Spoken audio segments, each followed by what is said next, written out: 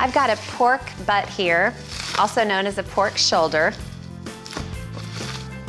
I'm gonna start by seasoning the pork with salt and pepper. And then I've got 2 onions that I've quartered, and I'm gonna put the quarters in the bottom of this pot. And that's gonna serve as sort of a base or a stand for the pork butt. And then I've got a can of chipotle peppers, which has become a real staple in my pantry. They're smoky and extremely spicy, and they add something really wonderful to this pork. Just pour them over the top.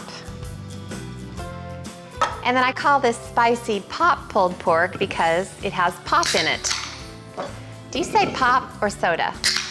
We say pop around here. You can use whatever kind you like.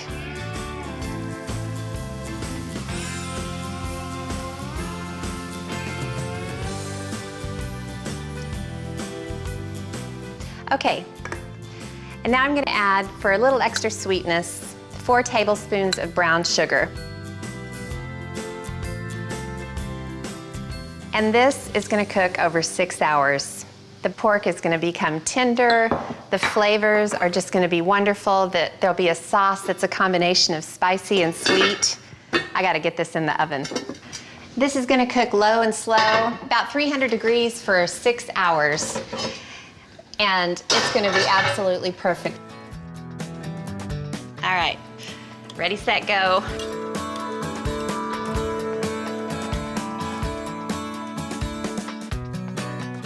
Okay, it made it, good. And then I'm just gonna pull the pork. Oh my goodness, just look at that. Just completely falls apart. I love this recipe, I make it all the time. It's just too easy to throw in the oven. When in doubt, make spicy pot pulled pork. Having a bad day? Make spicy pot pulled pork. I'll stop now. I'm just gonna skim a little bit of the fat off of the liquid. The extra fat will just slide right on the spoon. All right, now I'm just gonna scoop it back in. And this just lets the meat soak in that liquid and injects extra flavor into that meat.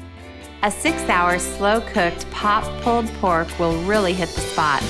I don't often start cooking at 6 a.m., but this is totally worth it.